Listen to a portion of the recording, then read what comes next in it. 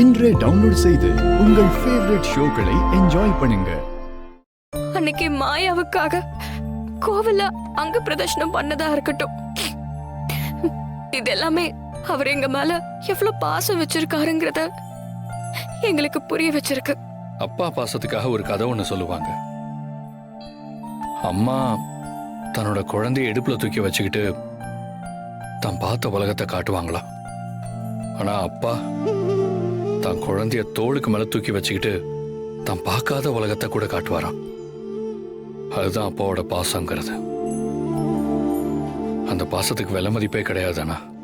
ஆமா கதிர், அப்பாவோட முகத்தை பார்க்கும்போது நானே எல்லாத்தையும் சொல்லிடலான்னு கூட சில நேரத்துல தோணும். ஆனா ஏதோ ஒரு பயம் வந்து தடுக்குது கதிர்.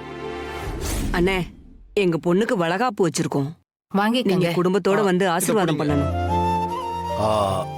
அம்மா, வளகாப்புக்கு ஜட தெப்பாங்கல்ல? ஆமாப்பா, அது 5வது மாசம்தான் செய்வாங்க. இப்போ நம்ம தினாவுக்கு 3வது மாசம்தான்ப்பா நடக்குது.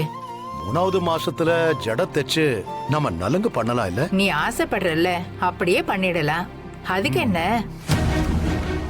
ஐயோ கடவுளே, அப்பாவோட எதிர்பார்ப்பு அதிகமாக இந்த உண்மை தெரியும் போது கோபமும் அதிகம் தானே ஆகும்.